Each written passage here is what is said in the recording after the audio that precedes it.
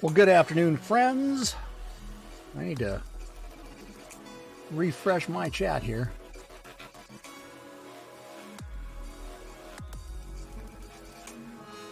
Hope everyone is doing well. I haven't gotten the new computer equipment yet. I'm actually waiting on a big chunk of change that should be coming in shortly and have not received it yet. So, still waiting. Put my chat up on both screens here. There we go. Yeah, I have not received it yet. So, new ID? What new ID? I have no new ID. It's still Kahuna the Elder.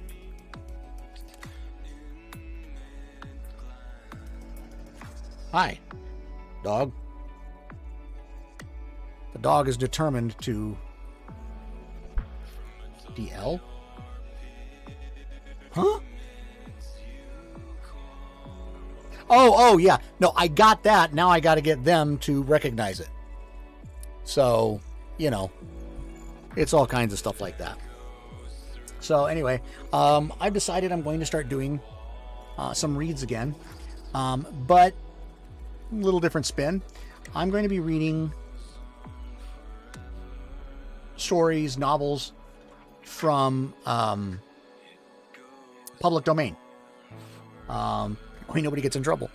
And so the first one is going to be Bram Stoker's Dracula, from the original.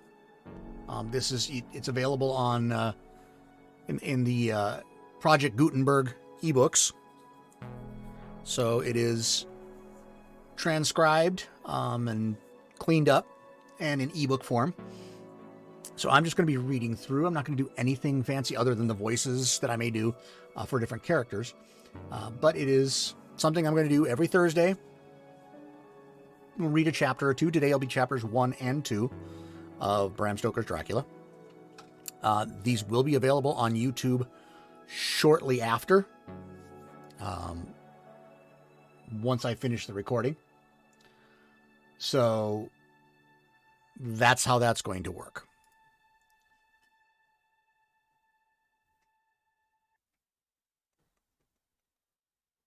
I don't need to record it here. It's going to be recorded on Twitch and I can download it. So, we're at about that time. I'll probably start here in just about 2-3 minutes. Just in case anybody shows up. I don't want to exclude anybody just because it takes them an extra minute or two to get here. I will be running Stream Raiders in the background.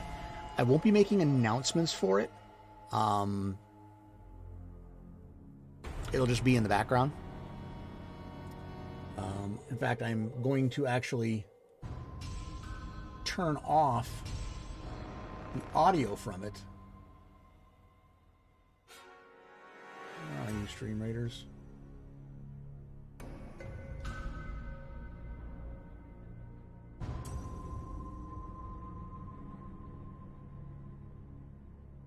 Well, it's set up.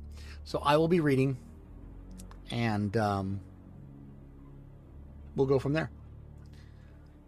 So yeah, that's so today we'll start Bram Stoker's Dracula. I am taking requests for other books. You're not going to see one for a few weeks. I mean, this book is, I want to say 20 chapters, 27 chapters. So if I read 2 a week, you're looking at about 3 months of Kahuna reads to get through it. All depends on how long each chapter is, but you're probably looking at about 3 months. About 13 weeks.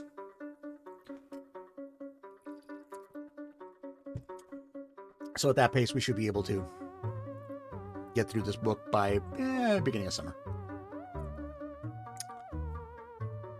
That is a strange piece of music. All right. Good. I'm going to give it just another minute or two, and then I'll start to read. I hope you guys have had a great day so far. Looks like my mic's a little on the hot side. Test 1 2. Test 1 2. Test 1 2. Yeah, let's reduce the volume just a little bit.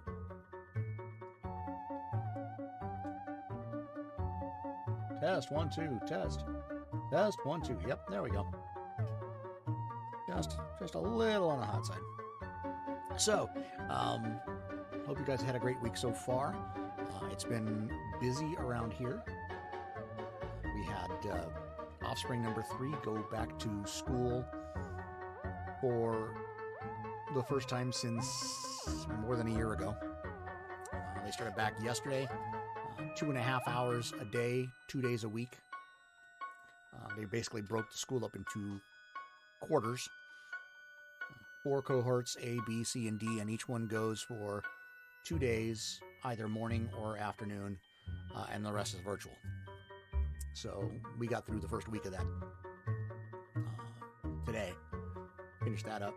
Been working on projects in the backyard, stuff like that. So been keeping busy. And of course, offspring number 2 had their wedding last weekend. So that kept us busy. Excuse me 1 second while I figure out what the dog is eating.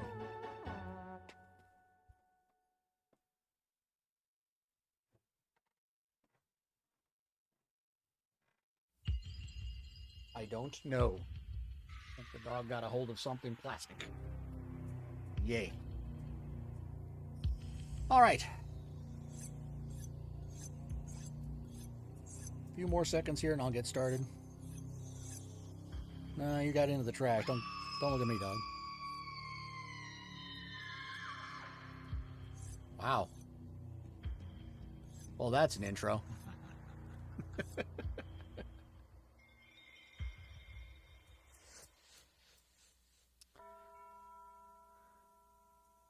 I do need to switch this over, though, to YouTube safe, because if I'm going to put this on YouTube, I need to make sure the music is YouTube safe.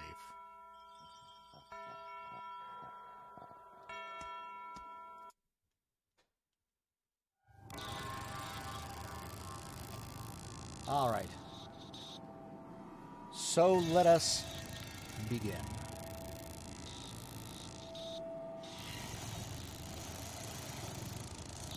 Dracula by Bram Stoker.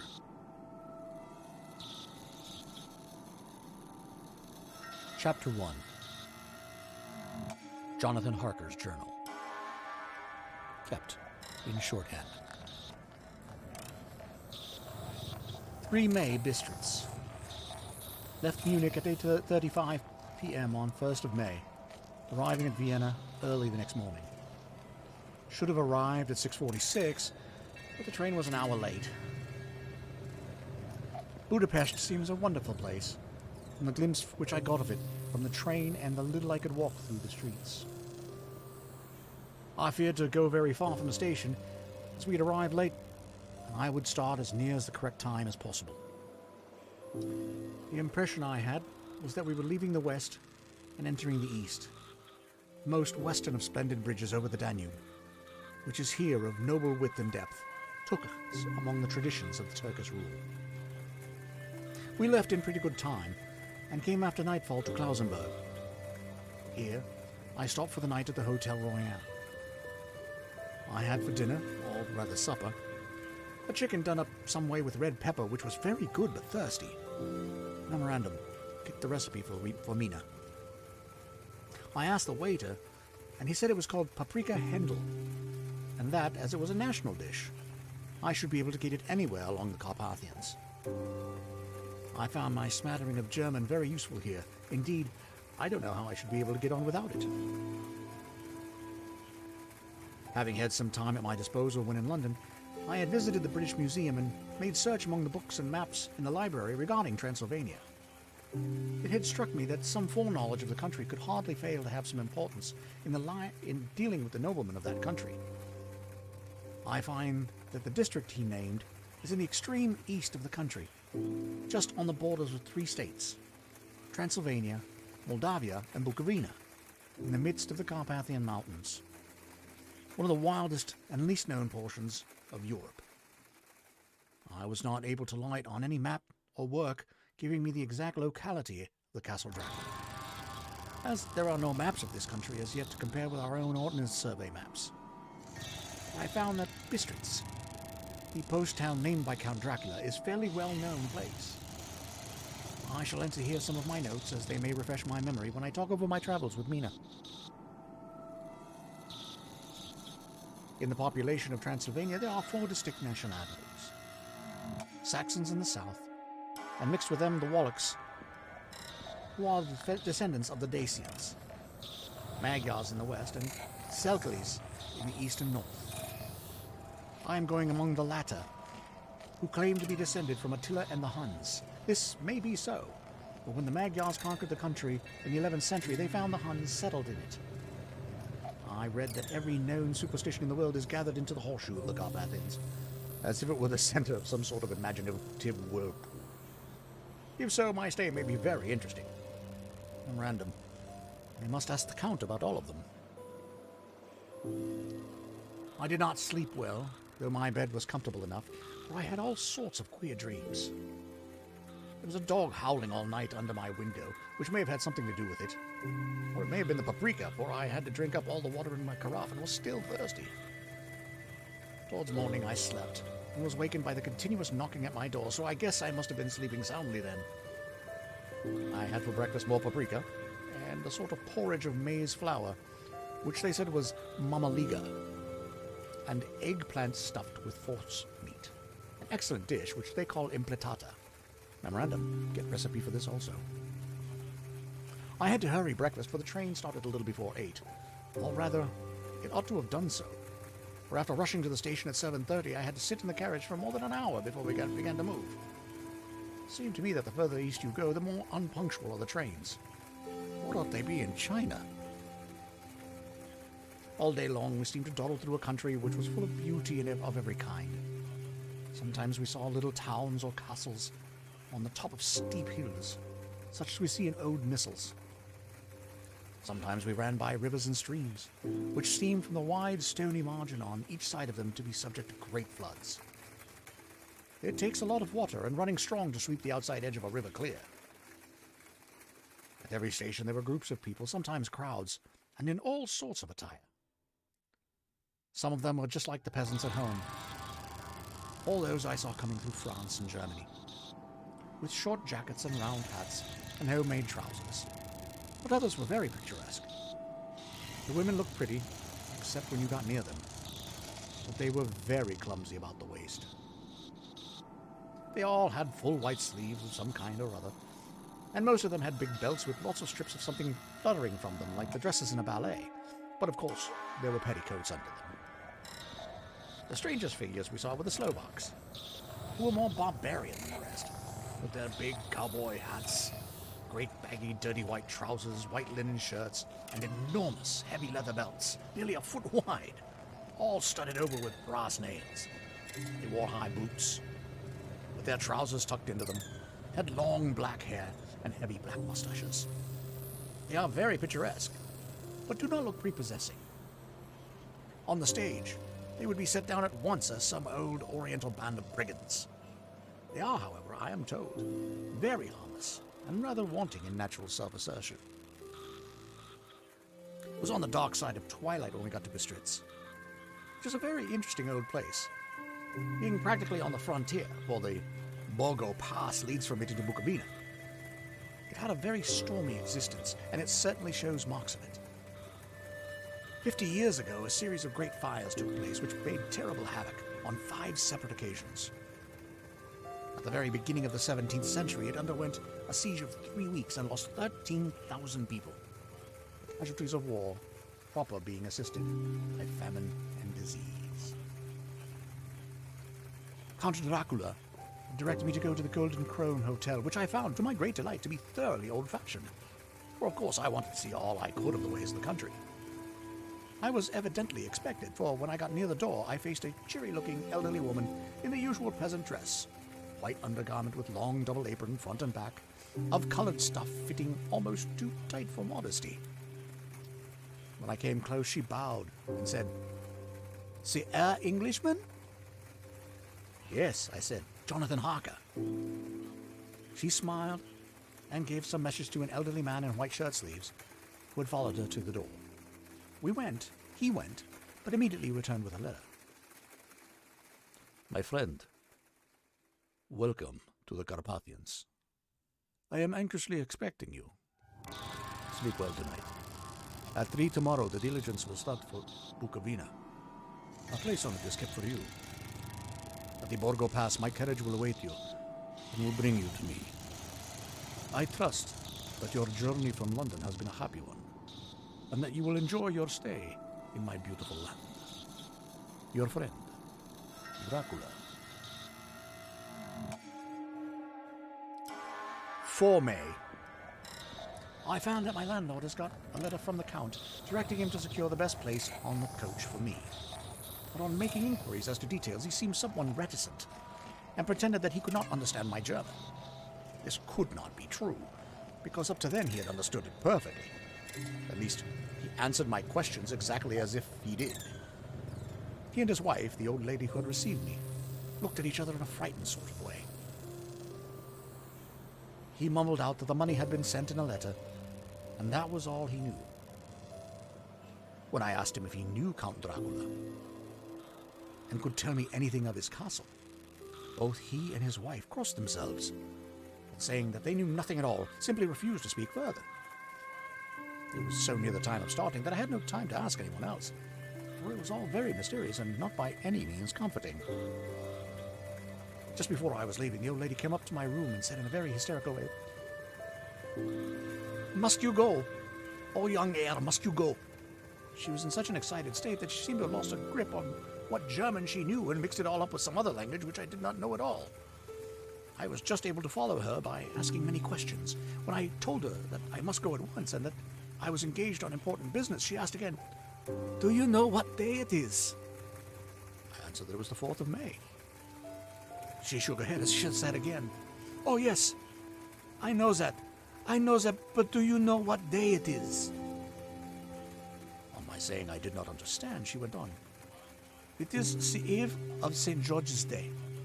Do you not know what tonight, when the clock strikes midnight, all the evil things in the world will have full sway? Do you not know where you are going and what you are going to?" She was in such evident distress that I tried to comfort her, without effect. Finally, she went down on her knees and implored me not to go, at least to wait a day or two before starting. It was all very ridiculous, but I did not feel comfortable. However, there was business to be done, and I could allow nothing to interfere with it. I therefore tried to raise her up and said as bravely as I could that I thanked her, but my duty was imperative and that I must go. She then rose and dried her eyes, and taking a crucifix from her neck, offered it to me. I did not know what to do, for as an English churchman, I had been taught to regard such things as in some measure idolatrous, and yet it seemed so ungracious to refuse an old lady meaning so well and in such a state of mind. She saw, I suppose, the doubt in my face, for she put the rosary around my neck and said, "For your mother's sake," and went out of the room. I am writing up this part of the diary whilst I am waiting for the coach, which of course is late, and the crucifix is still around my neck. Whether it is the old lady's fear, or the many ghostly traditions of this place, or the crucifix itself, I don't know. But I am not feeling nearly as easy in my mind as usual. If this book should ever reach Mina before I do, let it bring my goodbye. Oh, here comes the coach. 5 May. The castle. The grey of the morning has passed, and the sun is high over the distant horizon, which seems jagged, whether with trees or hills I know not, for it is so far off that big things and little are mixed. I am not sleepy, and as I am not called till I awake, naturally I write till sleep comes. There are many odd things to put down, and lest who reads them may fancy that I dined too well before I left Bistritz, let me put down my dinner exactly. I dined on what they call rubber steak, bits of bacon, onion, and beef seasoned with red pepper, and strung on sticks and roasted over the fire in the simple style of the London cat's meat. The wine was golden mediash, which produces a queer sting on the tongue, which is, however, not disagreeable.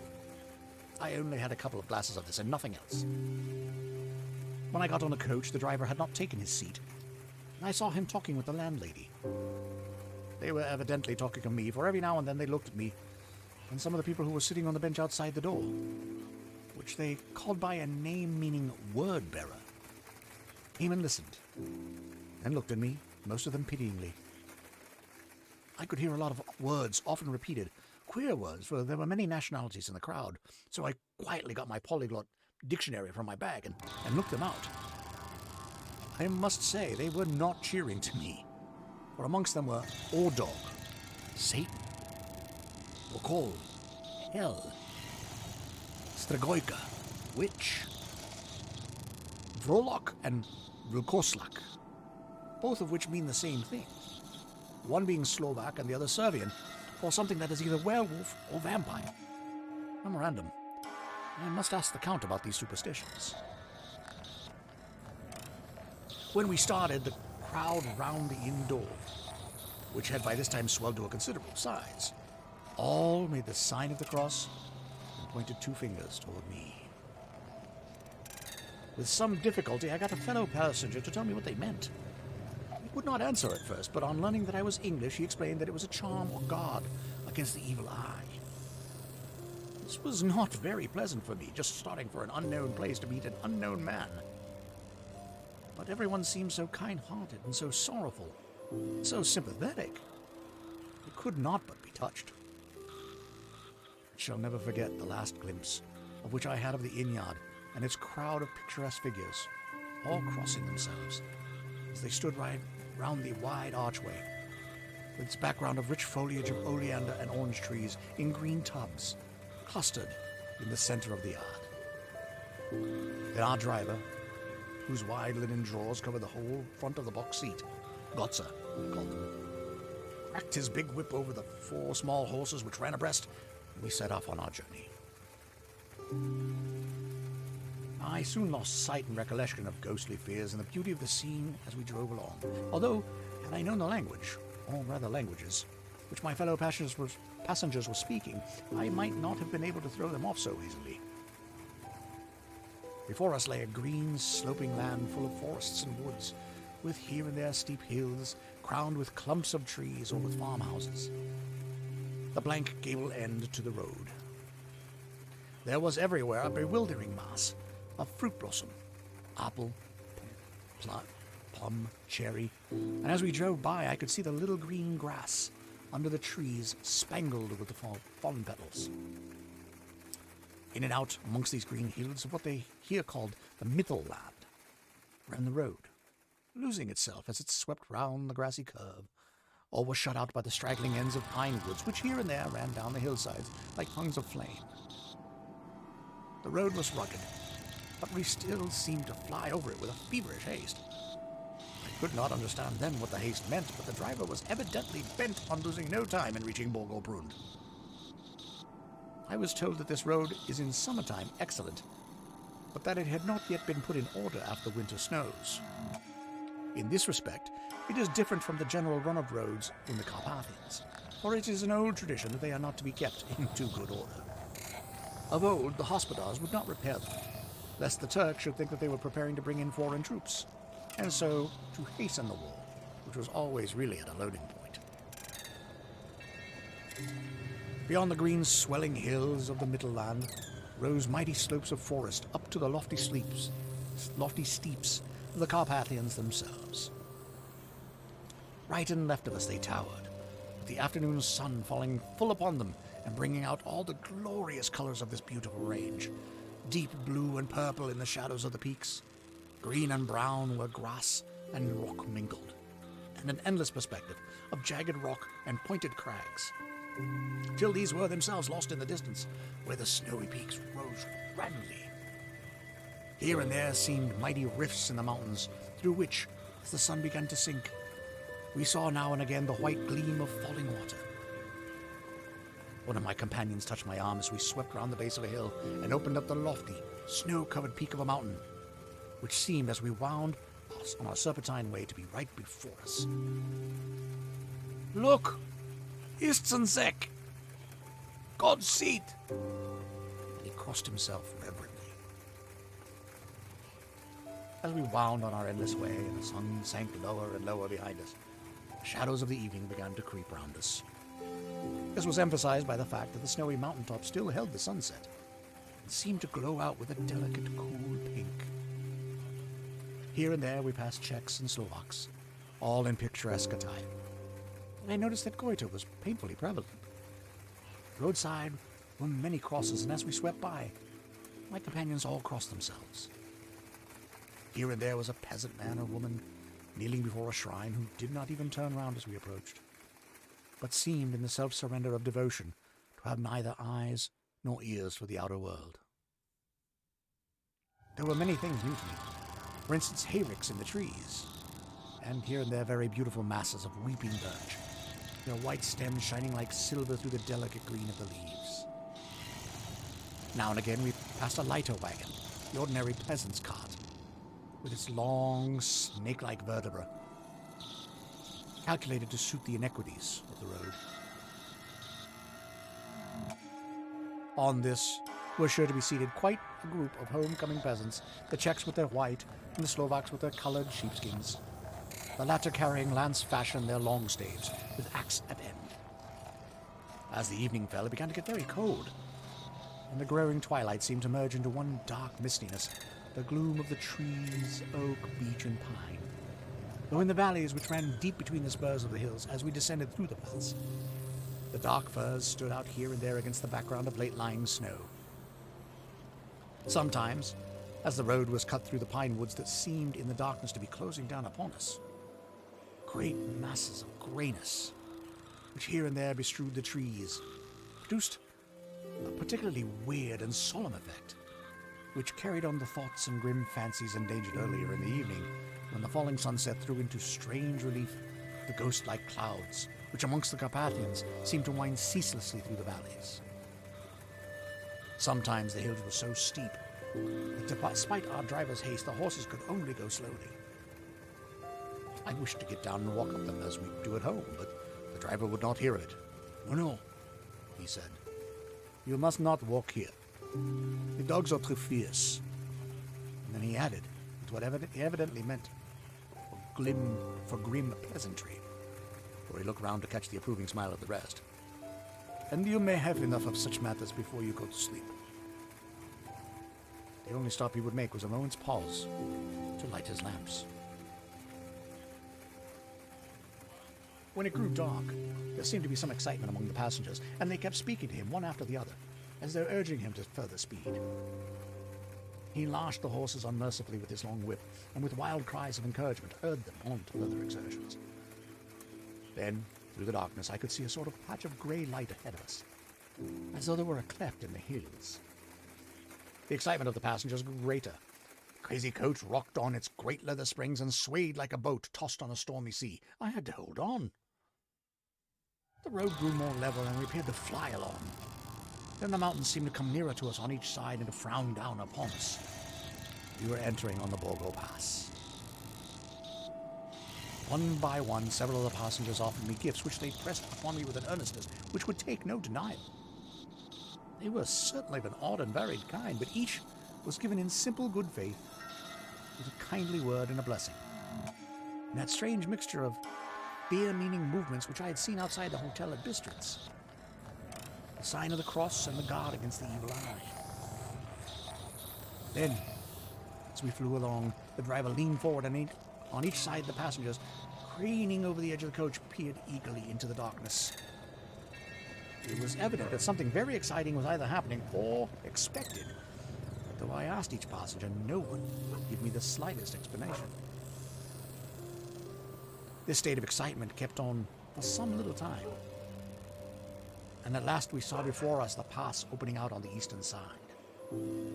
There were dark, rolling clouds overhead, and in the air, the heavy, oppressive sense of thunder. It seemed as though the mountain range had separated two atmospheres, and that now we had gotten into the thunderous one. I was now myself looking out for the conveyance which was to take me to the Count.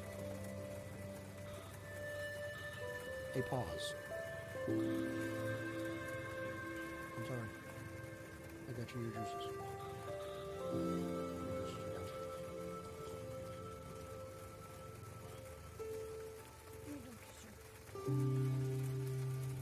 Dracula. There were dark, rolling clouds overhead, and in the air, the heavy, oppressive sense of thunder. It seemed as though the mountain range had separated two atmospheres, and that now we had got into the thunderous ones. I was now myself looking out for the conveyance which was to take me to the Count. Each moment I expected to see the glare of lamps through the blackness. All was dark. The only light was the flickering rays of our own lamps, in which the steam from our hard-driven horses rose in a white cloud. We could see now the sandy road lying white before us. There was on it no sign of a vehicle. Passengers drew back with a sigh of gladness, which seemed to mock my own disappointment. I was already thinking what I had best do when the driver, looking at his watch, said to the others something which I could hardly hear. It was spoken so quietly in so low a tone. I thought it was an hour less than the time. Then turning to me, he said in a German worse than my own, "There is no carriage here. The heir is not expected after all. He will now come to Bukovina and return tomorrow or the next day. Better the next day." Whilst he was speaking, the horses began to neigh and snort and plunge wildly, so the driver had to hold them up. Then, amongst a chorus of screams from the peasants and a universal crossing themselves, a caleche with 4 horses drove up behind us, overtook us, and drew up beside the coach.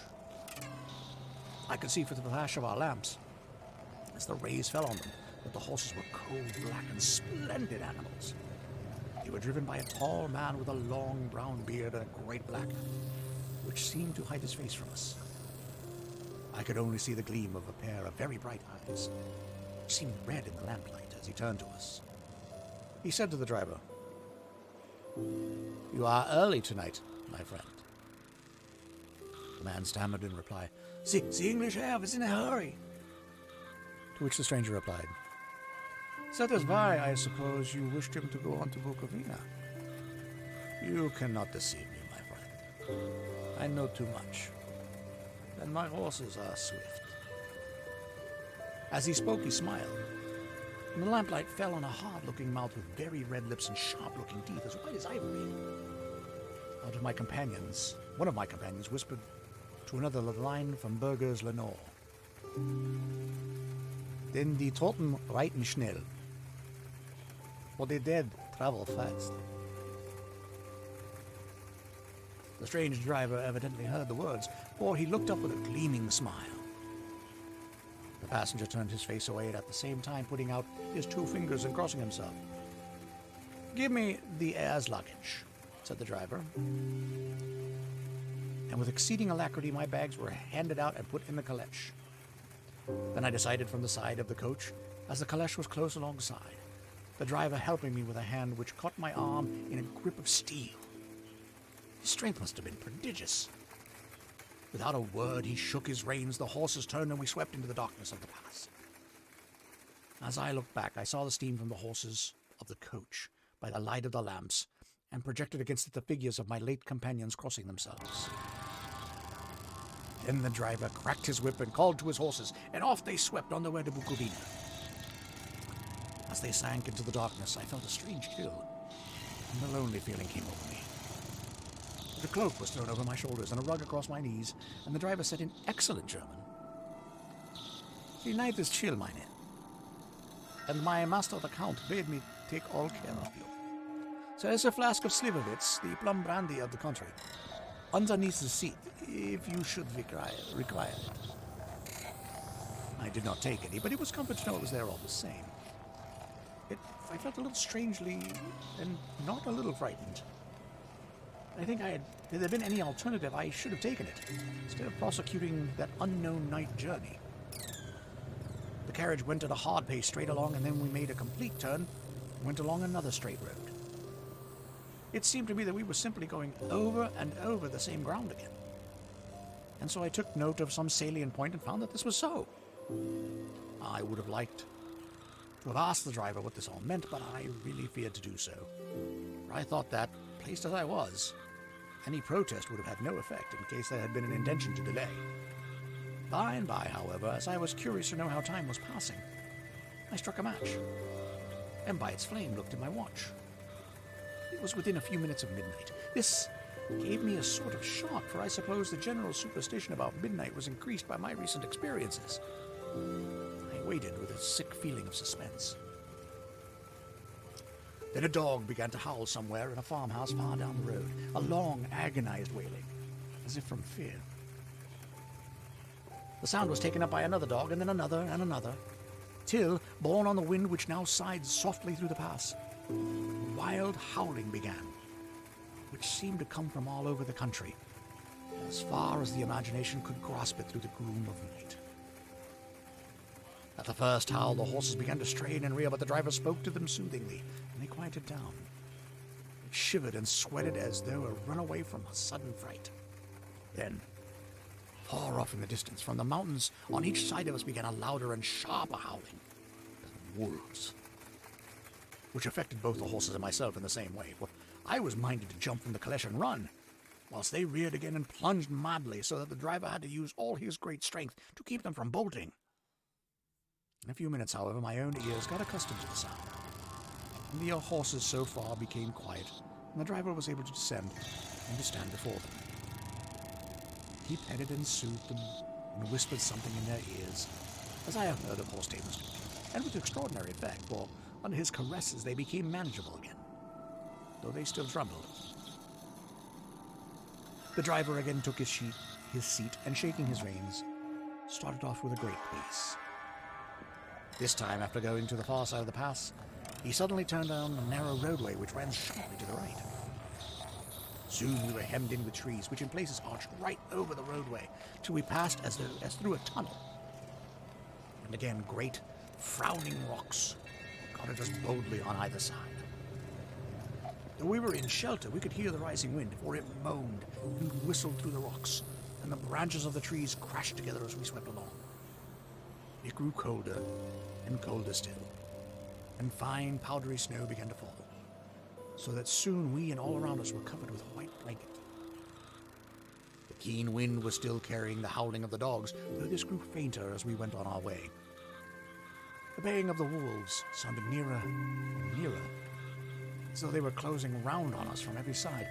I grew dreadfully afraid, and the horses shared my fear.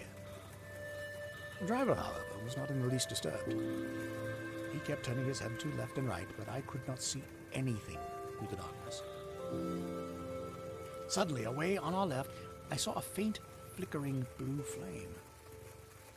The driver saw it at the same moment. He at once checked the horses, and jumping to the ground, disappeared into the darkness.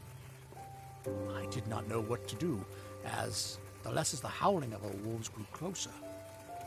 But while I wondered, the driver suddenly appeared again, and without a word took his seat, and we resumed our journey. I think I must have fallen asleep and kept dreaming of the incident, for it seemed to be repeated endlessly. But now, looking back, it is like a sort of awful nightmare. Once the flame appeared so near the road that even in the darkness around us, I could watch the driver's motions. He went rapidly to where the blue flame arose. It must have been very faint, for it did not seem to illumine the place around it at all. Gathering a few stones, formed them into some device. Once there appeared a strange optical effect. Where he stood between me and the flame, he did not obstruct it, for I could see its ghostly flicker all the same. This startled me. But as the effect was only momentary, I took it that my eyes deceived me, straining through the darkness. Then, for a time, there was no blue flames, and we sped onward through the gloom, with the howling of the wolves around us as though they were following in a moving circle. At last, there came a time when the driver went further afield than he had gone. And during his absence, the horses began to treble worse than ever and to snort and scream with fright. I could not see any cause for it, for the howling of the wolves ceased altogether. Just then, the moon, sailing through the black clouds, appeared behind the jagged crest of a beetling, pine-clad rock. And by its light, I saw around us a ring of wolves, with white teeth and lolling red tongues, and long, sinewy limbs and shaggy hair. They were 100 times more terrible in the grim silence which held them, even when they howled. For myself, I felt a sort of paralysis of fear. It is only when a man feels himself face to face with such horrors that he can understand their true import. All at once the wolves began to howl as though the moonlight had some peculiar effect on them. The horses jumped about and reared and looked helplessly round with their eyes that rolled in a way painful to see. The living ring of terror encompassed them on every side, and they had to perforce remain within it. I called for the coachman to come, for it seemed that our only chance was to break out through the ring and to aid his approach. I shouted and beat the side of the caleche, hoping by the noise to scare the wolves from that side, so as to give him a chance of reaching the trap. How he came there I know not. I heard his voice raised in a tone of imperious command, and looking towards the sound, saw him stand in the roadway. As he swept his long arms as though brushing aside some impalpable obstacle, the wolves fell back, and back further still. Just then a heavy cloud passed across the face of the moon, so that we were again in darkness. When I could see again, the driver was climbing into the caleche, and the wolves had disappeared. This was all so strange and uncanny that a dreadful fear came upon me. I was afraid to speak or move.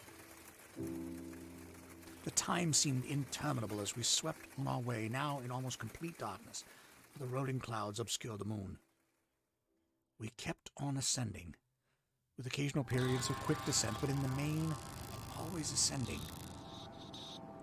Suddenly I became conscious of the fact that the driver was in the act of pulling up the horses in the courtyard of a vast, ruined castle. From whose tall black windows came no ray of light, and whose broken battlements showed a jagged line against the moonlit sky. Chapter 2. Jonathan Harker's Journal. Continued. 5 May. I must have been asleep. Certainly, if I had been fully awake, I must have noticed the approach of such a remarkable place. In the gloom, the courtyard looked of considerable size, and as several dark ways led from it under great round arches, it perhaps seemed bigger than it really is. I have not yet been able to see it by daylight. When the caleche stopped, the driver jumped down and held out his hand to assist me to alight. Again, I could not but notice his prodigious strength. His hand actually seemed like a steel vice that could have crushed mine if he had chosen. He took out my traps, placed them on the ground beside me as I stood close to a great door, old and studded with large iron nails, and set in a projecting doorway of massive stone. I could see even in the dim light that the stone was massively carved, that the carving had been much worn by time and weather. As I stood, the driver jumped again into his seat and shook the reins. The horses started forward, and trap and all disappeared down one of the dark openings. I stood in silence for I did not know what to do. Of bell or knocker there was no sign. With these frowning walls and dark window openings, it was not likely that my voice could penetrate. The time I waited seemed endless, and I felt doubts and fears crowding upon me. What sort of place had I come to? Among what kind of people? What sort of grim adventure was it on which I had embarked? Was this a customary incident in the life of a solicitor's clerk sent out to explain the purchase of a London estate to a foreigner? Solicitor's clerk? Oh, Mina would not like that. Solicitor. For just before leaving London, I got word that my examination was successful, and now I am a full-blown solicitor. I began to rub my eyes and pinch myself to see if I were awake. It all seemed like a horrible nightmare to me, and I expected that I should suddenly awake and find myself at home with the dawn struggling in through the windows, as I had now again felt in the morning after a day of overwork. But my flesh answered the pinching test, and my eyes were not to be deceived. I was indeed awake and among the Carpathians. All I could do now was to be patient and wait the coming of the morning. Just as I had come to this conclusion, I heard a heavy step approaching behind the great door, and saw through the chinks the gleam of a coming light. Then there was the sound of rattling chains and the clanking of massive bolts drawn back. A key was turned with a loud, grating noise of long disuse. The great door swung back. Within stood a tall old man, clean-shaven save for a long white mustache, and clad in black from head to foot without a single speck of color about him anywhere. He held in his hand an antique silver lamp, in which the flame burned without chimney or globe of any kind. throwing long, quivering shadows as it flickered in the draft of the open door. The old man motioned me with his right hand, with a courtly gesture, saying in excellent English, with a strange intonation, "Welcome to my house. Enter freely and of your own will."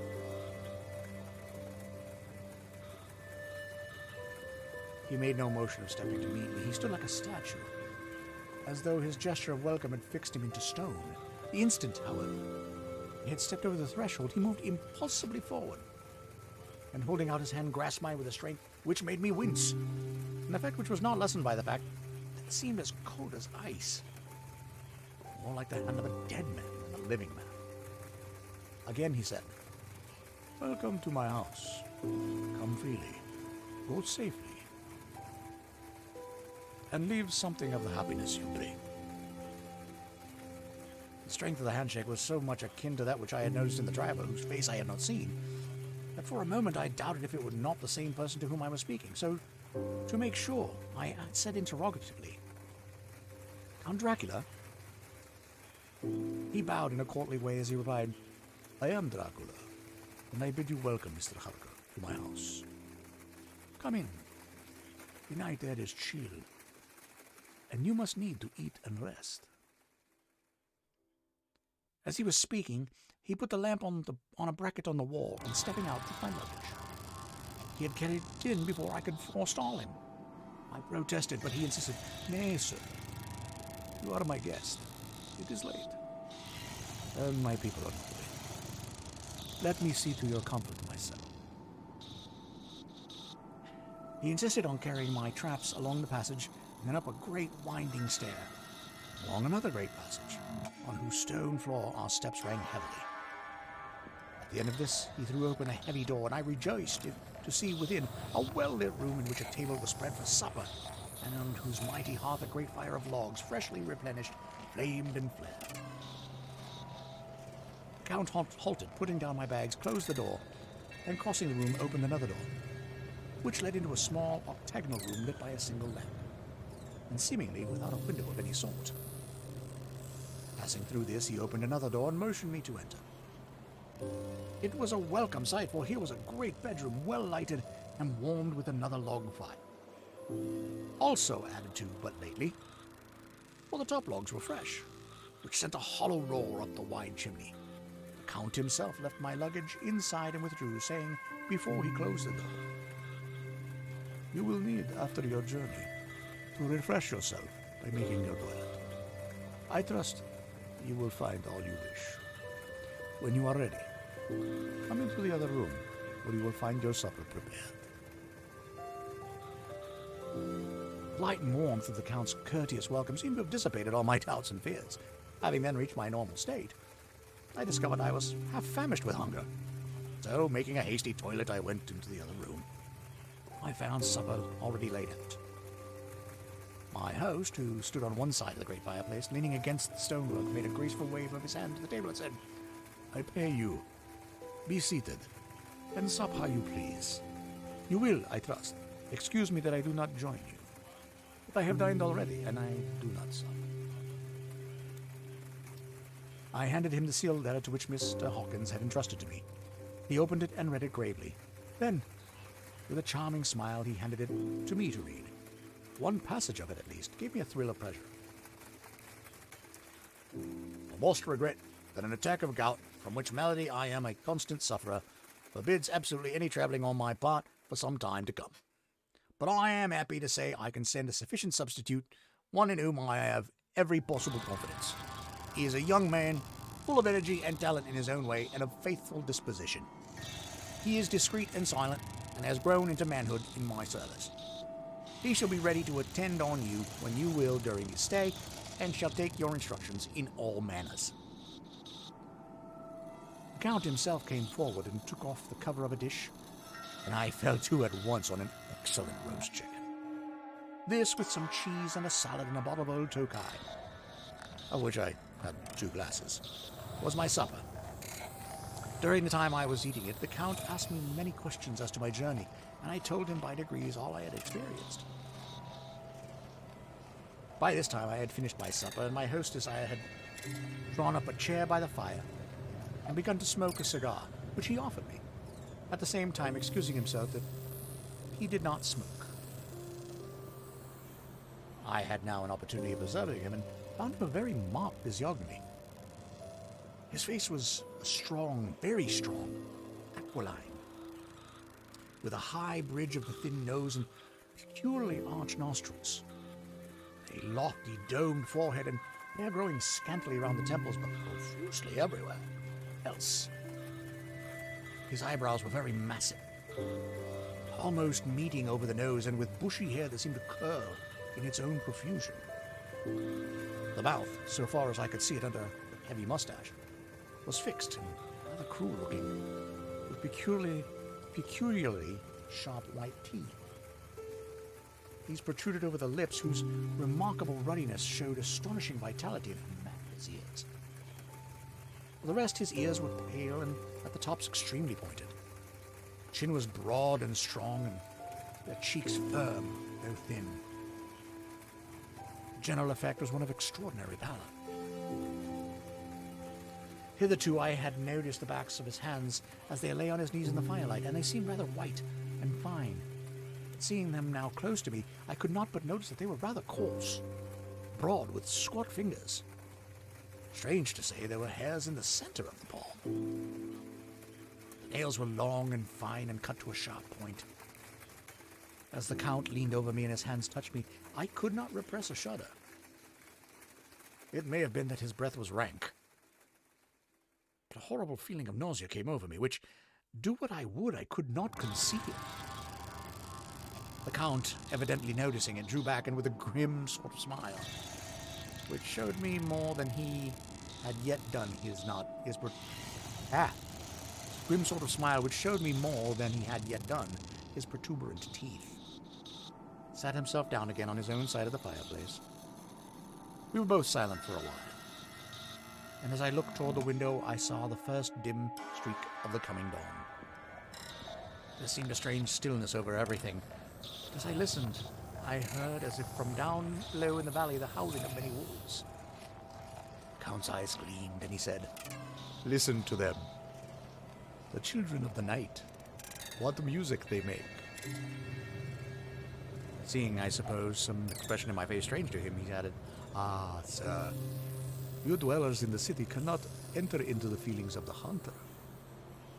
Then he rose and said, "But you must be tired. Your bedroom is all ready, and tomorrow you shall sleep as late as you will. I have to be away till the afternoon, so sleep well and dream well." And with a courteous bow, he opened for me himself the door to the octagonal room, and I entered my bedroom.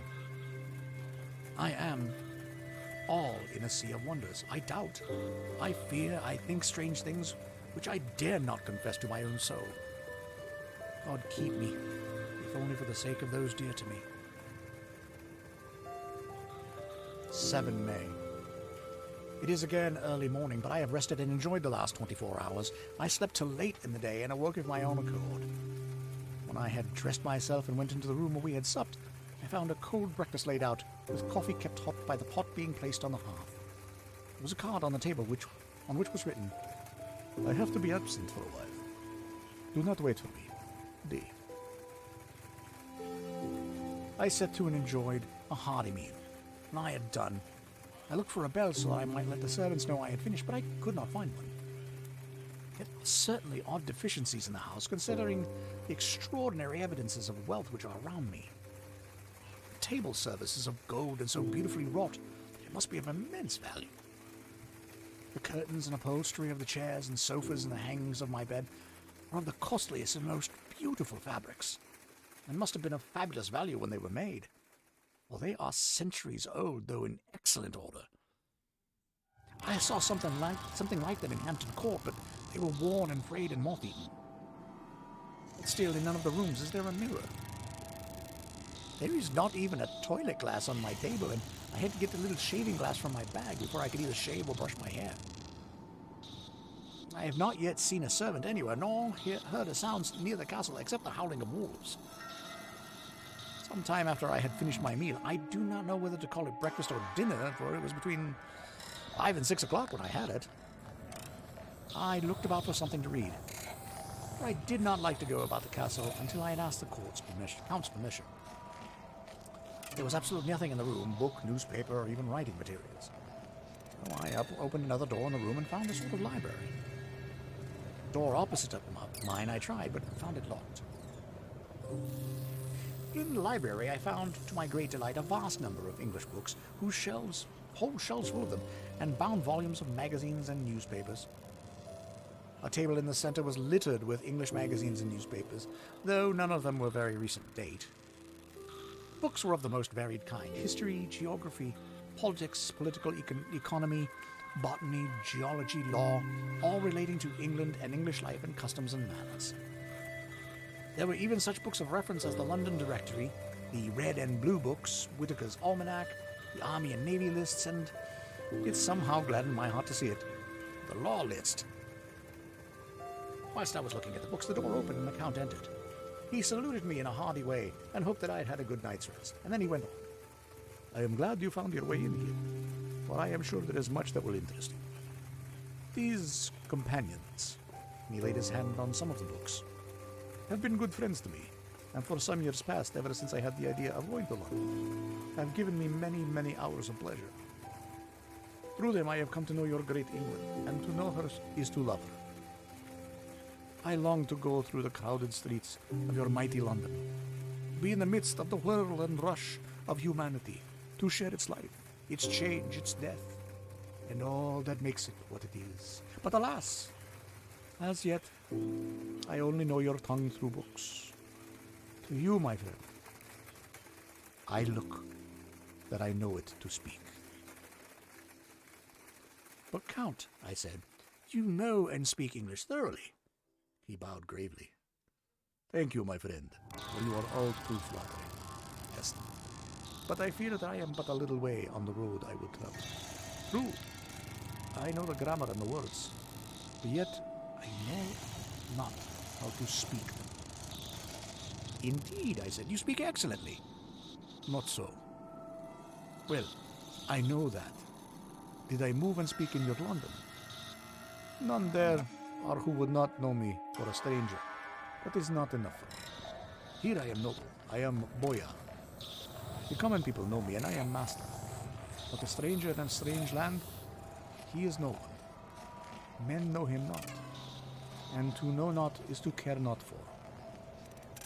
I am content if I am like the rest, so that no man stops if he sees me, or pause in his speaking if he hear my words. Ha ha! A stranger! I have been so long master that I will be master still, or at least that none other should be master of me. You come to me not alone as agent of my friend Peter Hawkins of Exeter, to tell me all about my new estate in London.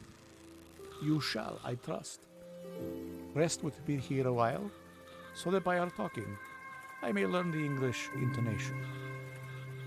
And I would that you tell me when I make error, even of the smallest, in my speaking.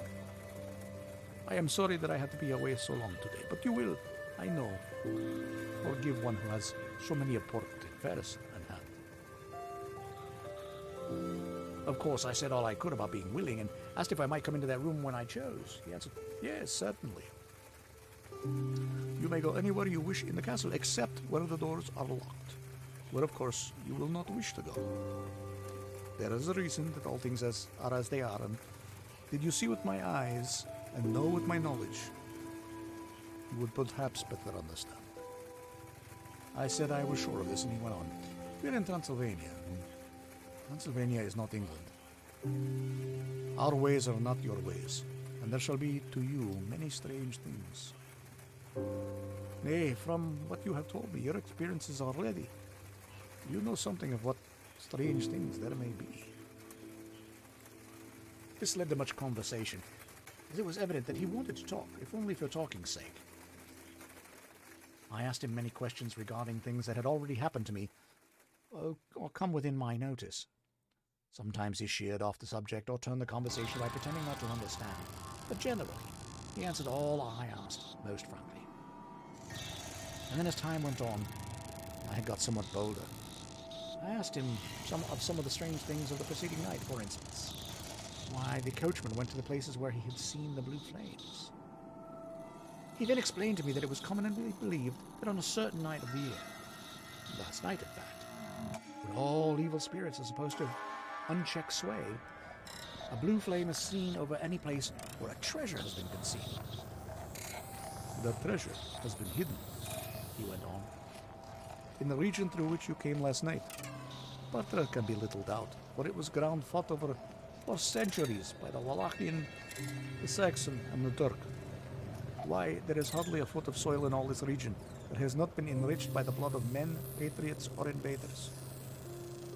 In old days there were stirring times when the Austrian and the Hungarian came up in hordes, and the patriots went out to meet them, men and women, and the aged and the children too, and waited their coming on the rocks above the passes, that they might sweep destruction on them with their artificial avalanches. When the invader was triumphant, he found but little, for whatever there was had been sheltered in the friendly soil. But how, said I, how can it have remained so long undiscovered when there is a sure index to it if men will but take the trouble to look? The Count smiled, and as his lips ran back over his gums, the long, sharp canine teeth showed out strangely. He answered, because your peasant is at heart a coward and a fool. Those flames only appear on one night. On that night, no man of this land will, if he can help it, stir without his doors. And, dear sir, even if he did, he would not know what to do. Why, even the peasant that you tell me of who marked the place of the flame would not know where to look in daylight, even for his own work. Even you would not, I dare to be sworn, be able to find these places again. Well, there you are right, I said. I know no more than the dead where even to look for them. And then we drifted into other matters. Come, he said at last. Tell me of London and of the house which you have procured for me. With an apology for my remissness, I went into my own room to get the papers from my bag. Whilst I was placing them in order, I heard a rattling of china and silver in the next room, and as I passed through, noticed that the table had been cleared and the lamp lit, for it was by this time deep into the dark. The lamps were also lit in the study or library, and I found the Count lying on the sofa reading, of all things in the world, an English Bradshaw's Guide. When I came in, he cleared the books and papers from the table, and with him I went into plans and deeds and figures of all sorts. He was interested in everything, and asked me a myriad questions about the place and its surroundings. He clearly had studied beforehand all he could get on the subject of the neighborhood, for he evidently knew very much more than I did. When I remarked this, he answered, Well, but my friend, is it not needful that I should? When I go there, I shall be all alone, and my friend, Harker Jonathan. Nay, pardon me, I fall into my country's habit of putting your patronymic first. My friend, Jonathan Harker, will not be by my side to correct and aid me. He will be in Exeter, miles away, probably working at papers of the law with my other friend, Peter Hawkins. So, we went thoroughly into the business for the purchase of the estate of Purfleet. I told him the facts and got his signature to the necessary papers, and had written a letter with them, ready to post to Mr. Hawkins. He began to ask me how I had come across so suitable a place. I read to him the notes which I had made at the time, which I inscribe here. At Purfleet, on a by-road, I came across just such a place as seemed to be required, and where was displayed a dilapidated notice the place was for sale, surrounded by a high wall of ancient structure, built of heavy stones, and has not been repaired for a large number of years. The closed gates are of heavy old oak and iron, all eaten with rust. The estate is called Carfax, no doubt a corruption of the old Cottreface, as the house is four-sided, agreeing with the cardinal points of the compass. It contains in all some 20 acres, quite surrounded by the solid stone wall above mentioned. There are many trees on it, which make it in places gloomy, and there is a deep, dark-looking pond or small lake, evidently fed by some springs, as the water is clear and flows away in a fair-sized stream. The house is very large, and of all periods back, I should say to medieval times. for one part is of stone immensely thick, with only a few windows high up and heavily barred with iron. It looks like part of a keep, and is close to an old chapel or church. I could not enter it, as I had not the key to the door leading to it from the house.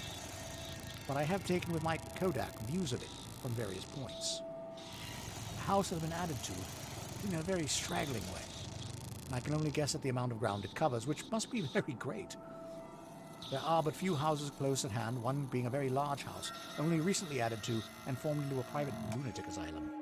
It is not, however, visible from the grounds. When I had finished, he said, "I am glad that it is old and big. I myself am of an old family, and to live in a new house would kill me. House cannot be made habitable in a day. And after all, how few days go to make up a century? I rejoice also that there is a chapel of old times. We Transylvanian nobles love not to think that our bones may lie among the common dead. I seek not gaiety nor mirth, nor the bright voluptuousness of much sunshine and sparkling waters which please the young and gay. I am no longer young, and my heart, though weary years of mourning over the dead, is not attuned to mirth. Moreover, the walls of my castle are broken. The shadows are many, and the wind breathes cold through the broken battlements and casements. I love the shade and the shadow, and it would be alone with my thoughts when I may." Somehow his words and look did not seem to accord, or else it was his cast of face make his smile look malignant and saturnine.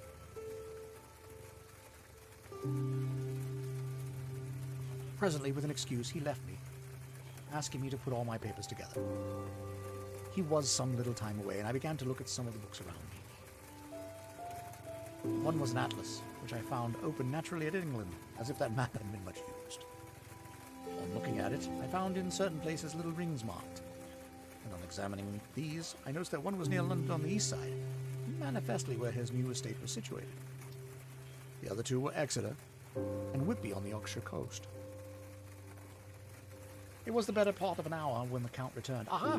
he said, "still with your books, good. But you must not work always.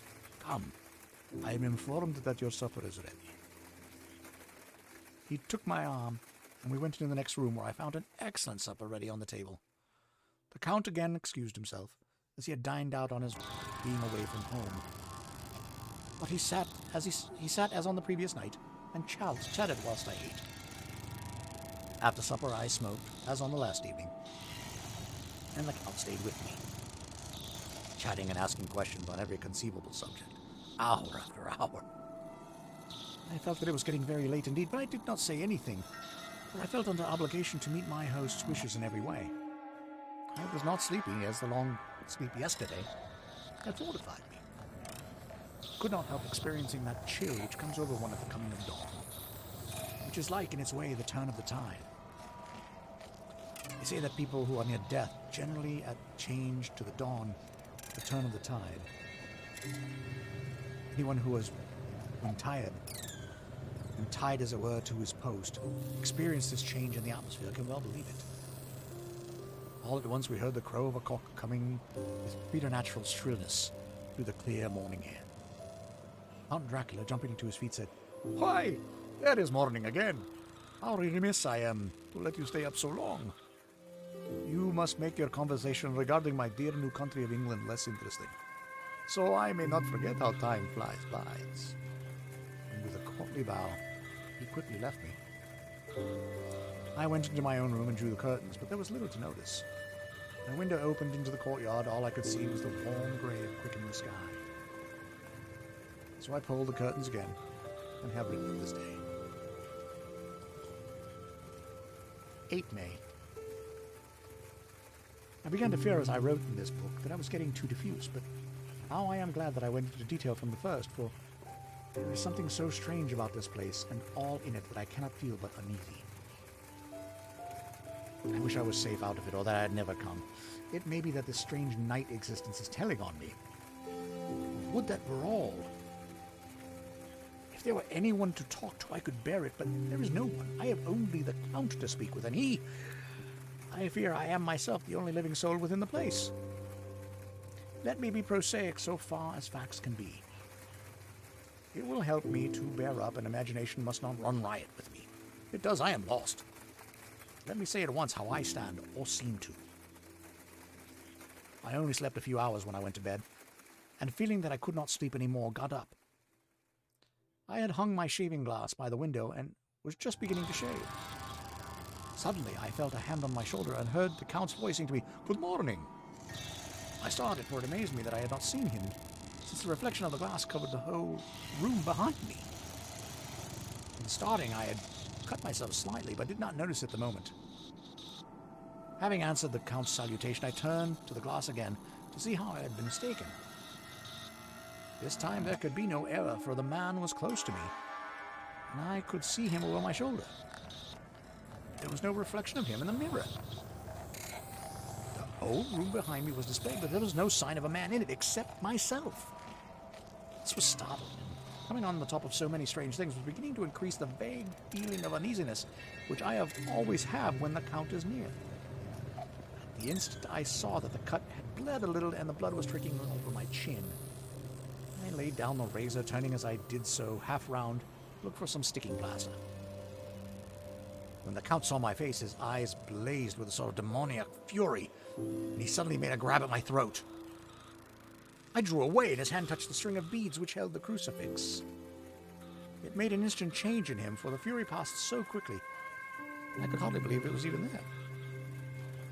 "Take care," he said. "Take care how you cut yourself. It is more dangerous than you think in this country."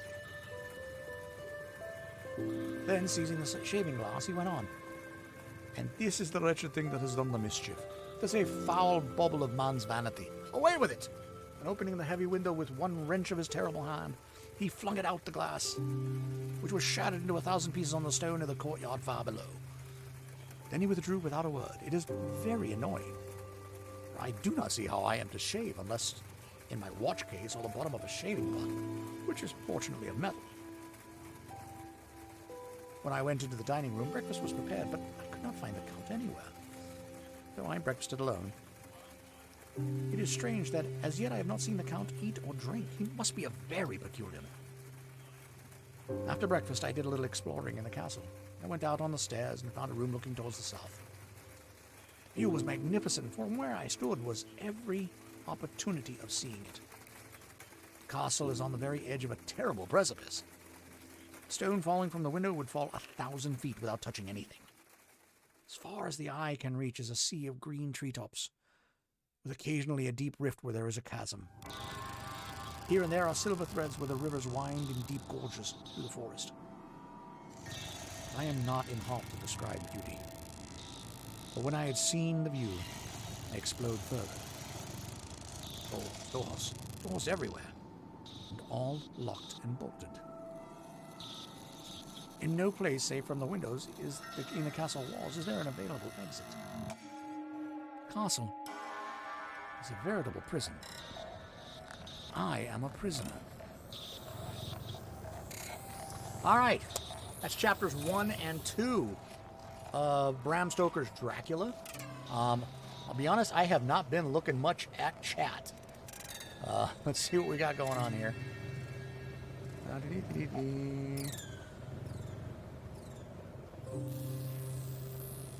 see. Oh, I didn't see you say hi to Mrs. K. I will tell her when I head downstairs.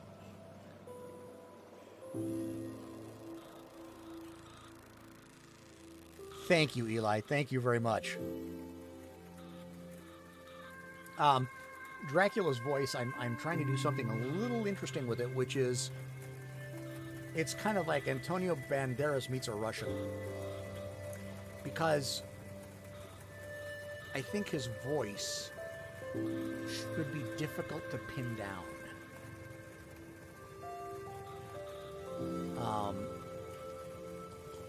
I think his voice should be difficult to pin down. It should be very clear and crisp, but it should be difficult to pin down where exactly it's from. So, is he from Spain? Is he from Portugal? Is he from the Urals? Where is he from? And then, of course, young Jonathan Harker. So, this is a lot of fun. Next week, I think we will be doing probably, let me take a quick peek.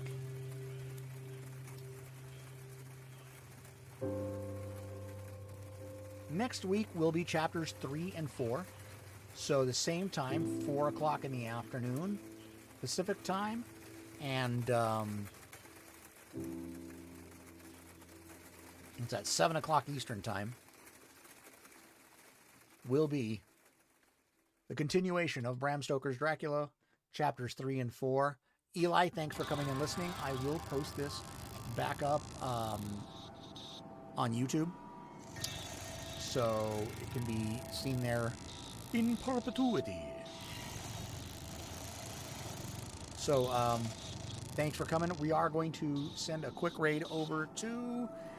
actually, Eli, aren't you supposed to be online?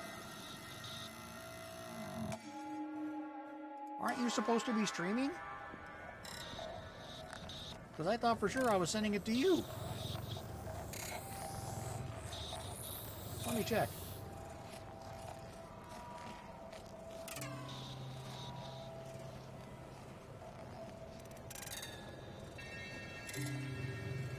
Yeah, Eli, aren't you supposed to be on now?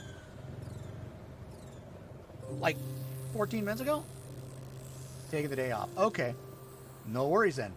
Then we are going to go to... Oh, I haven't sent anybody to Davina in a long while.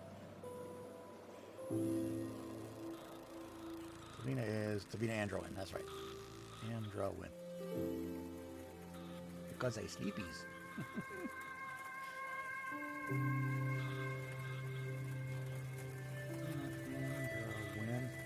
All right, well, thanks for hanging out. Hope you enjoyed it. I'm going to send you over to Davina, and I will see you guys tomorrow morning, 8:30, and don't have to leave early tomorrow. Yay! So have a great day, and we will talk to you later. Bye-bye.